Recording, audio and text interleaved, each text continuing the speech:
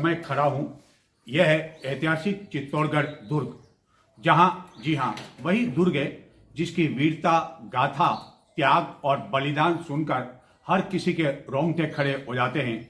यहाँ का जो स्मारक बने हुए, प्राचीन स्मारक बने हुए राजा महाराजाओं के जो बने हुए हैं, उनके इतिहास का एक एक कण यहाँ के लोगों को रोमांचित कर देता है, पूरे देश के लोगों को रोमांचित कर देता है, विदेशी लोगों को रोमांचित कर देता है। और यहाँ दुर्ग पर आप जो मेरे पीछे और जो कई मकान जो देख रहे होंगे, उनमें कई मकान ऐसे हैं जो कि राजा महाराजाओं के समय बने हुए हैं। जब राजा महाराजा यहाँ हुआ करते थे तो उस समय भी यहाँ मकान बने हुए थे। हालांकि उस समय जो लोग थे वह हमारे बीच में अब नहीं है, जिस तरह की राजा महाराजा के जो राजा महाराजा है वह भी नहीं है।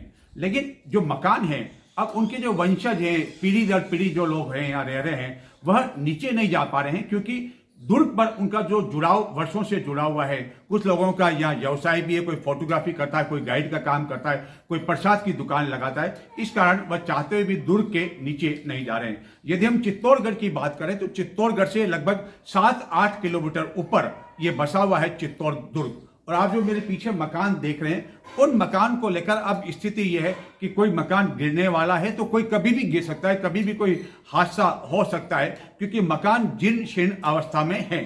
हालांकि कुछ वर्षों की पहली बात करें, हम 10-15 साल पहले की बात करें, तो उस समय तो मकान की थोड़ी बहुत मरम्मत की अनुमति पुरातत्व विभाग द्वारा दे दी जाती थी। लेकिन अब गत कुछ समय से इतनी अधिक बंदिश लगा दी गई है कि कोई दुर्ग का व्यक्ति, यानी कि किले, चित्तौड़ किले का जो निवासी यहाँ का, वह यदि सामान लेकर आना चाहता है तो उसको सामान लेने की परमिशन भी नहीं है। नीचे गार्ड लगा रखे हैं, उनके द्वारा चेकिंग की जाती है, जिसको लेकर चित्तौड़गढ़ दुर्ग के वासियों द्वारा 4-5 बार यहाँ धरना भी दिया गया चित्तौड़गढ़ कलेक्ट्रेट में। और उसके बाद जो है धरना दिया गया, उसके बाद कहा गया कि उन्हें जो है यहाँ सामान लाने की अनुमति दी जाए, लेकिन किसी तरह का कोई निष्कर्ष नहीं निकला।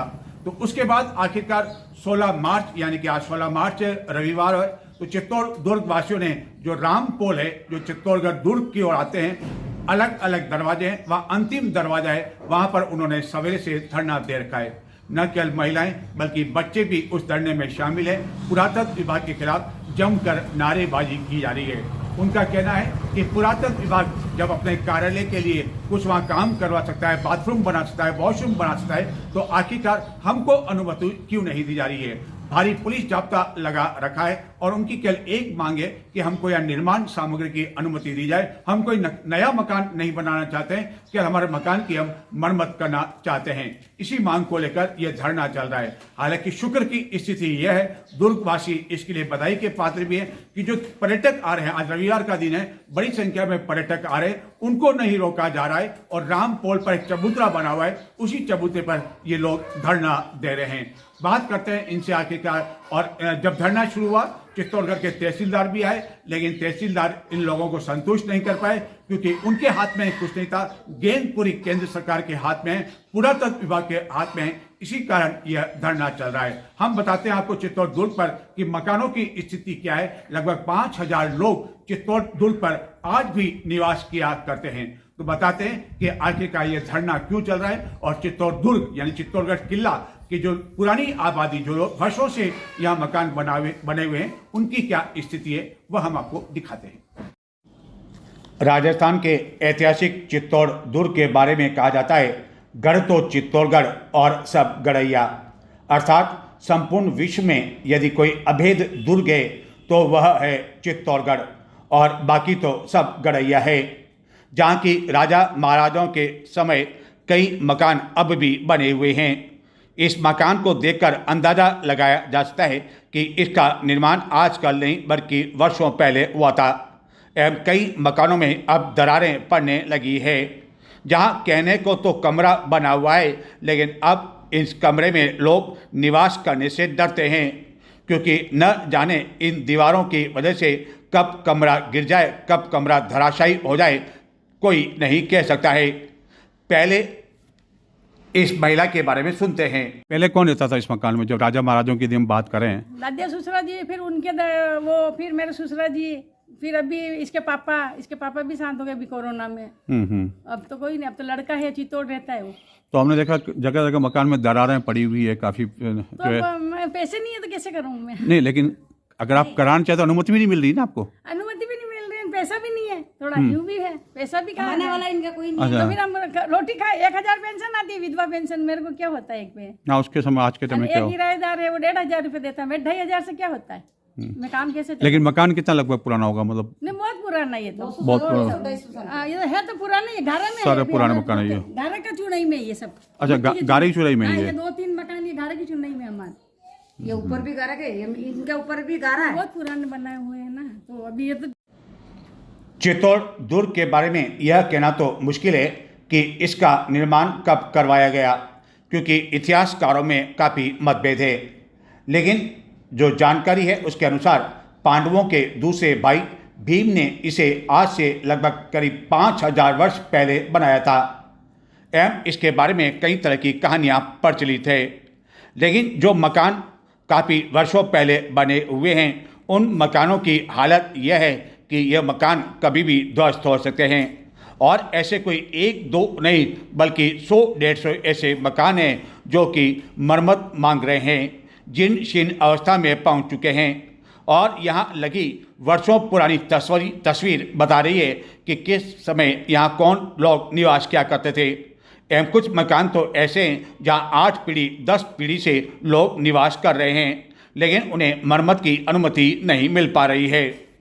हम देख रहे हैं कि ये जो मकान बना हुआ ये गारे से यानी कि मिट्टी से बना हुआ है, क्योंकि पहले न तो ईंट थी न पत्थर थे। तो कितने साल पुराना मकान हो गया जिसकी बात करें तो हम? ये सर लगभग 250 साल पुराना है। और 35-36 साल की तो मेरी शादी हो गई है। 90 साल के मेरे सासू जी शांत हुए थे, वो भी इसी में शादी करके आए। अब हम कच्चे मकान में रहते रहते हमारा सासू जी छोटे मोटे परिवार वाले शांत होने के बाद में हम बंटवारा हो गए, तो हम थोड़ी थोड़ी रिपेयरिंग करके रह रहे हैं। तो किस तरह की समस्याएं यहाँ आ रही है, परेशानी क्या आ रही है? हमारे को माल मीटर नहीं लाने दे रहे। पहले हम चादर ला के डाले कि भाई अब एक लड़का है तो एक लड़के के लिए एक कमरा नहीं पोसाता है, 2 कमरे तो चाहिए ना। और बारिश के दिनों में क्या स्थिति होगी? बारिश के दिनों में स्थिति है पूरी रात जगते हैं हम, पूरी रात इधर का पानी इधर सूखते, इधर का पानी इधर सूखते, पानी साफ कर करके थक जाते हैं। ये बर्तन है कपड़े हैं इसे साइड में रखते हैं, सोने के लिए जगह नहीं मिलती है। तो बच्चे सोते हैं तो बहू जगती है, बहू जगती है तो बेटा जगता है, ऐसे चलता है। नहीं तो आपने पता करने एक पलंग पे कितने 4 जने कैसे टिक पाते हैं? तो पता करने की कोशिश की आखिर क्या दिक्कत क्या पुरातत्व विभाग को, क्या क्यों इनकार कर रहा वो निर्माण? हमारे से पुरातत्व विभाग आज के 4 साल पहले मेरे से कागज मांगे थे, मैंने कागज बनाए थे। मेरे सासू जी की डेथ हुई, हमारा बंटवारा हुआ, हमारे पास कमरा नहीं था, मैं किराए से रह रही हूँ 15 साल से। तो उन्होंने यही बताया था कि भाई ये पुरातत्व विभाग ये चीज़ मांग रहे हैं कि भाई 1990 का वोटर ID, नल का बिल, और तो मैंने 54 और 55 का निकाल के दे दिया, मेरे सासू जी का ससुरा जी का दोनों का। और वही पुरातत्व विभाग में देके और डाक पोस्ट करवाया था। जोधपुर से लेटर भेजा, लेटर वापस आया, उसमें भी कोई समस्या का समाधान नहीं मिला। तो यदि लेटर आए हुए मेरे 2-2.5 साल हो गए, वो मेरे पास पड़ा हुआ है, कोई रास्ता नहीं निकला उसका उसके कोई बाद? रास्ता नहीं निकला। तो यदि इस मकान की बात कर रहे हैं, आप करें 200-250 साल पहले, तो सबसे पहले इस मकान में कौन रहा करता था राजा महाराजा समय से? नवल सिंह जी। वो क्या लगते थे आपके? हाँ, नवल सिंह जी के बाद में नवल सिंह जी और साधु सिंह जी के बाद में प्रताप सिंह जी और कालू सिंह जी। यानी कि लगातार लोग इसमें निवास कर ही रहे हैं। उनके बाद में मेरे हस्बैंड के बाद में मेरे बच्चे और मेरे पोते हैं। तो ये 8वीं पीढ़ी चल रही है हमारी। 8वीं पीढ़ी चल रही है? 8वीं इसी मकान में 8वीं पीढ़ी चल रही है। ये तो हमने थोड़ा थोड़ा रिपेयरिंग कर रखा, बाकी केलू थे इसके ऊपर। 8 पीढ़ी यहाँ निवास कर रही है। हाँ, 8 पीढ़ी इस मकान में निवास कर रही है। तो एक सवाल ये भी उठता है लोगों के दिमाग में आता है कि अब दुर्ग काफी ऊंचाई पर भी 7-8 किलोमीटर चित्तौड़गढ़ शहर से, तो आप नीचे बसना क्यों नहीं चाहते हैं? नीचे तो हमारे बाप दादा की पुरातों की जमीन है, तो हम कहाँ जाए? हमारे यहाँ पे देखो अभी ये है, उसके बाद में हमारा 8 बीघा की जमीन उधर पीछे है, उसमें हम खेती करते हैं। अब बंदर परेशान करता है तो हम खेती नहीं करते, बाकी गुजारा हमारा किले के ऊपर ही निकल रहा था। खेती मक्की गेहूँ जो सब निकलते थे। यानी पुश्तैनी मकान भी और यादें भी जुड़ी हुई है? यादें भी जुड़ी हुई है। अभी आप पीछे बाड़ा है, उसमें हमारे खेती होती थी। जी जी। अब हम बहू हैं, कोई खेती नहीं करते हैं, हमारे को आता ही नहीं है तो करते ही नहीं है। तो खेती की जगह चारा, उसमें चारा कट रहा है। दरअसल पूरा मामला पुरातत्व विभाग के हाथ में है और गेंद उसके पाले में है। चित्तौड़ दुर्ग पर लगभग 5000 लोग निवास करते हैं, जिनके द्वारा गत दिनों जिला प्रशासन का ध्यान इस ओर आकर्षित किया गया। पुरातत्व विभाग का ध्यान भी कई बार आकर्षित किया जा चुका है, लेकिन अब हालत यह है कि पुरातत्व विभाग द्वारा दुर्ग पर निवास करने वाले लोगों को अपने मकान की मरम्मत या जीर्णोद्धार के लिए न तो ईंट और न ही रेत और न ही सीमेंट यानी कि छोटे छोटे सामान ले जाने की भी अनुमति नहीं दी जा रही है। और दुर्ग की ओर जाने वाला जो रास्ता है उसके प्रथम द्वार पर ही सुरक्षाकर्मी बिठा दिए हैं, जिनके द्वारा सामान की बाकायदा चेकिंग की जाती है। गत दिनों दुर्ग पर निवास करने वाले लोगों द्वारा जिला मुख्यालय स्थित कलेक्ट्रेट में जोरदार प्रदर्शन भी किया गया, जिसमें महिलाएं भी पीछे नहीं रही एवं प्रशासन को अंतिम चेतावनी दी गई। अल्टीमेट दिया गया कि 16 मार्च तक यदि उनकी मांगें पूरी नहीं की जाती है तो उनके द्वारा दुर्ग पर धरना दिया जाएगा। और अल्टीमेट की सीमा समाप्त हुई। 16 मार्च रविवार को दुर्ग मार्ग का जो अंतिम दरवाज़ा है राम पोल पर रविवार सवेरे से दुर्गवासी धरने पर बैठ गए। हालांकि दोपहर तक दुर्ग पर आने जाने वाले पर्यटकों को किसी तरह की कोई परेशानियों का सामना नहीं करना पड़ा, क्योंकि दुर्ग वासियों द्वारा राम पोल पर एक चबूते पर धरना दिया जा रहा है। और इस धरने के साथ ही दुर्ग पर जितनी भी दुकानें हैं, यहाँ तक कि चाय पानी की दुकानें हैं, उन दुकानदारों ने भी अपना विरोध प्रदर्शन किया और अपनी दुकानें इस दौरान परमिशन मिल सके, इसका यही सॉल्यूशन है।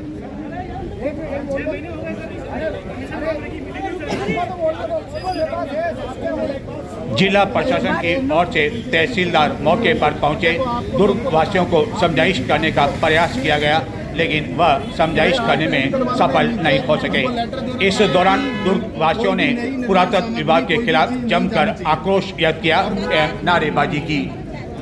यहाँ से आज से लगभग 25 या 26 साल पहले एक आवेदन लगा हुआ जिसमें अभी तक मरम्मत स्वीकृति नहीं हमने एक और नहीं एक चीज विगत 4 महीने 5 महीने से 5 या 7 आवेदन हमारे अंदर से लगा रखे हैं। वो बिल्कुल नहीं देना चाहते। हमने वही चीज कही थी, उन सारे जो आपने करे ना आवेदन वो प्लस नए आवेदन एक बार हमें वो प्रोवाइड करवा दो ना, कि जैसे अगली बार हम आर्कियोलॉजी के साथ में जब मीटिंग में बैठेंगे तो हम उनसे बात करेंगे इनमें क्या कार्रवाई हुई है।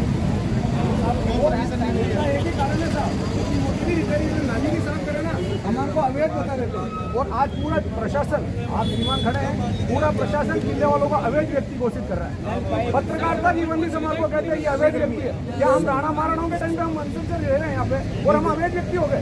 आपको भी ये चीज पता है कि नए निर्माण हुए, नई चीज निर्माण जो हो गए, हम तो कह रहे ना अगर प्रशासन की आप गिराए हमारे को तकलीफ नहीं है, लेकिन जिनको मूलभूत आवश्यकता है, जहाँ रिपेयरिंग की आवश्यकता है, उनके लिए हमें आप वही काम हो रहा है।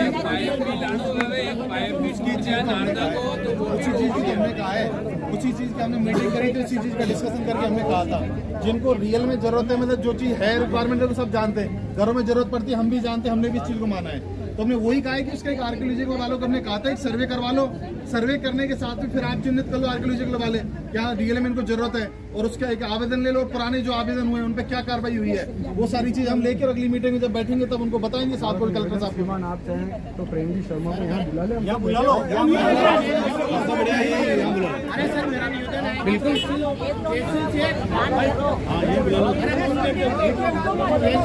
हर साल टेंडर होता है चुनाव लोग वर्षों हो गए चुनाव का टेंडर होता है। रुको राजस्थान गवर्नमेंट की रेंट पे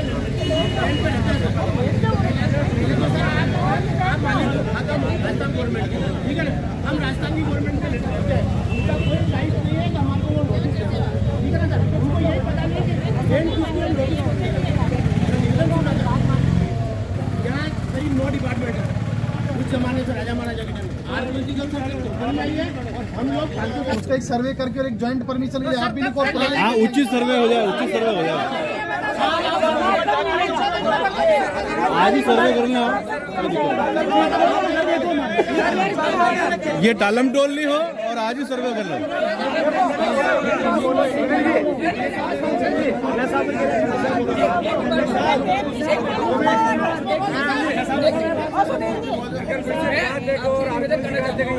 जो आर्कियोलॉजिकल विभाग है उनकी मूलभूत सुविधा के लिए वो कमरे बना सकते हैं, क्या हम हमारी सुविधा के लिए कमरे नहीं बना सकते?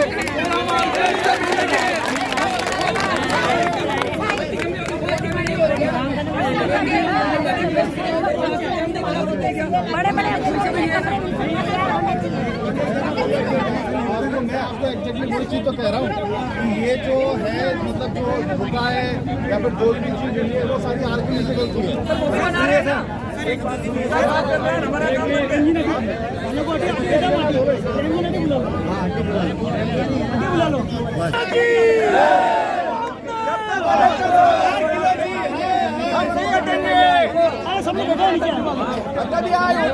सभी भाइयों अपनी जगह भी जो अपनी बात हो रही है जी सभी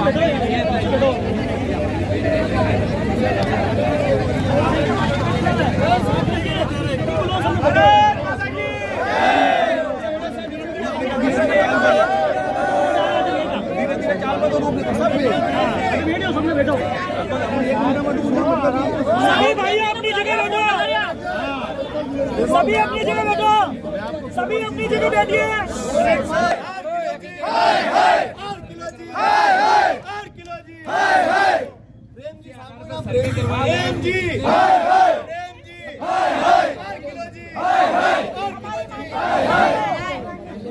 हम हमारा हक मांगते नहीं, किसी से भीख मांगते। हम हमारा हक मांगते नहीं, किसी से भीख मांगते। तानाशाही नहीं चलेगी, नहीं चलेगी, नहीं चलेगी। तानाशाही नहीं चलेगी, नहीं चलेगी। तानाशाही नहीं चलेगी, नहीं चलेगी। हम हमारा हक मांगते नहीं, किसी से भीख मांगते। हम हमारा हक मांगते नहीं, किसी से भीख मांगते। जिंदाबाद, दुर्ग एकता जिंदाबाद, दुर्ग एकता जिंदाबाद। ट्रांसफर करो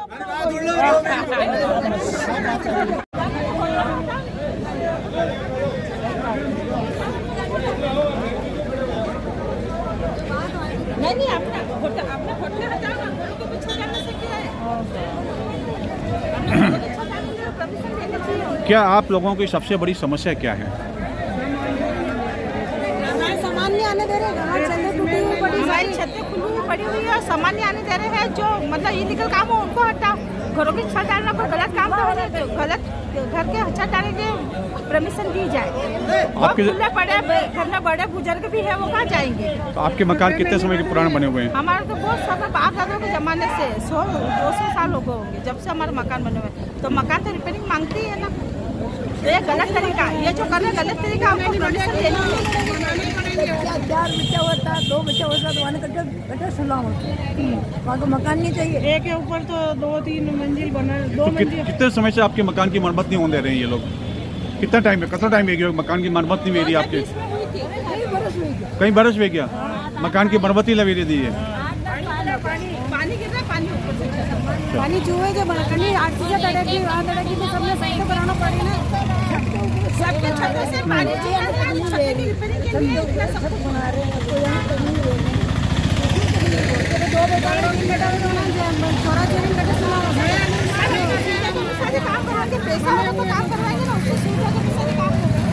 तो आप लगेंगे नोटिस वोटिस दी दो गई? कोई नोटिस वोटिस दी दो गई आपने? नोटिस दी दो आपने? नोटिस आया आप लोगों को? अच्छा,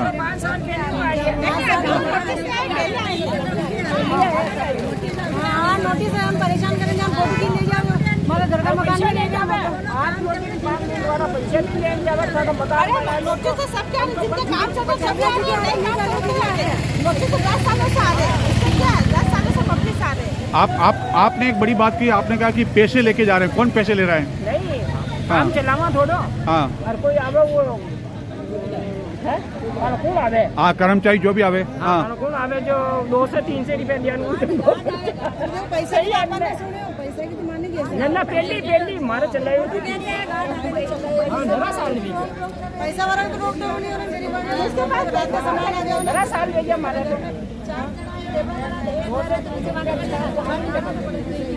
आने की वजह से यहाँ के जितने भी पैसे वाली व्यक्ति थे, जो क्रीम बस्ती थी यहाँ की महाजन वर्ग की, इन सुविधाओं ने सामान की वजह से वो सब नीचे विस्थापित हो गए, सब नीचे रहने लगे। आज उनकी बिल्डिंग है बनी हुई वो जर्जर अवस्था में। आप जाके सर्वे करिए, आप 2 गुना पैसा देना पड़ रहा है। पहले भी अभी मीडिया वाले आए थे, यहाँ के सर्वे करके गए थे, हमने उनको मकान बताया था, जीत में वो ले रहे हैं, पूरे मकान में दरार चल रही है। उनको बताया, वो कह रहे थे इसको ठीक करना होता साहब, नहीं तो हुआ, अब पूरा परिवार तो उनको बुलाना है। उनको गांव में ले जाके दिखाना है। आप चलिए, क्या करेंगे हम, कैमरे संभालो करने के लिए तैयार है।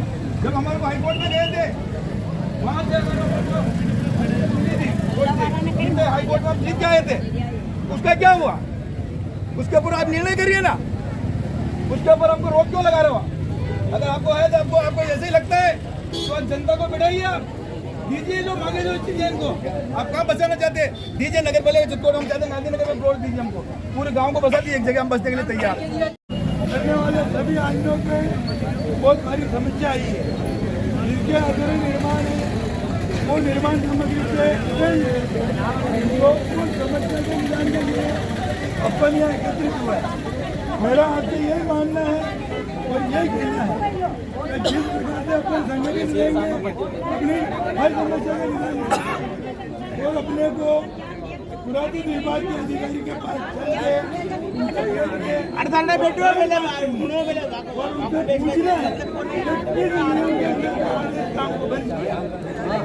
आप हमारे निर्माण में या तो आप रविवार को कई घंटों तक दोपहर तक भी धरना दिए जाने के बावजूद किसी तरह का कोई रास्ता नहीं निकल सका और अब दुर्गवासी आर पार लड़ाई के मूड में हैं, जिनका कहना है कि यदि उनकी मांगें नहीं मानी जाती है तो उन्हें दुर्ग मार्ग जाम करने के लिए भी मजबूर होना पड़ेगा, जिससे पर्यटकों को परेशानी का सामना करना पड़ सकता है और उसकी पूरी जिम्मेदारी पुरातत्व विभाग एवं प्रशासन की होगी। अब देखना यह है कि पुरातत्व विभाग दुर्गवासियों की जो ये मांग है इसको कितना अधिक गंभीरता से लेता है। दोपहर तक दुर्ग पर भारी पुलिस जाब्ता भी तैनात किया हुआ था। महिला पुलिसकर्मी भी तैनात किए हुए हैं क्योंकि बड़ी संख्या में महिलाएं भी धरने में शामिल हैं। दुर्ग वासियों ने यह भी चेतावनी दी है कि यदि उन्हें निर्माण सामग्री अपने मकान की मरम्मत के लिए ले जाने की अनुमति नहीं दी गई तो उन्हें बड़ा आंदोलन करना पड़ सकता है और कोई उग्र कदम उठाना पड़ सकता है। हालांकि जिला प्रशासन द्वारा एक प्रतिनिधि मंडल से दोपहर तक इस संबंध में बातचीत जारी थी, लेकिन बातचीत का अब तक कोई निष्कर्ष नहीं निकल सका है। यहाँ यह भी महत्वपूर्ण है, यदि गत वर्ष की बात की जाए तो चित्तौड़ दुर्ग पर कई होटलें एवं रेस्टोरेंट का निर्माण भी हो चुका है, जिसको लेकर दुर्गवासी दबी जुबान से यह स्वीकार करते हैं कि यह सब पुरातत्व विभाग की कथित मिलित भगत के चलते हुआ। पुरातत्व विभाग के अधिकारियों कर्मचारियों ने अपनी जेबें भरने का काम किया, जिसके कारण प्रभावशाली लोगों ने अपना नया निर्माण तक करवा लिया और वह अपने टूटे फूटे मकान की मरम्मत की मांग कर रहे हैं, लेकिन उस मांग को पूरा नहीं किया जा रहा है। एवं खास तौर पर बारिश के दिनों में उनका मकान कब गिर जाए, कब ध्वस्त हो जाए, कोई कुछ नहीं कह सकता है। दुर्गवासी यह भी सवाल कर रहे हैं कि क्या जब कोई मकान गिर जाएगा, किसी की मौत हो जाएगी, तो उस समय क्या पुरातत्व विभाग की नींद खुलेगी? और दुर्गवासियों का कहना है वह कोई बड़ी मांग नहीं कर रहे हैं, न तो वह नया मकान बनाना चाहते हैं और कोई नया मरम्मत करवाना चाहते हैं, बल्कि जो पुराने मकान हैं, जो दुर्ग पर बड़ी संख्या में मकान बने हुए हैं, उनकी केवल मरम्मत करवाना चाहते हैं। दुर्ग की आबादी क्षेत्र की बात करी जाए तो वहाँ भी आज कई प्राचीन मंदिर भी हैं।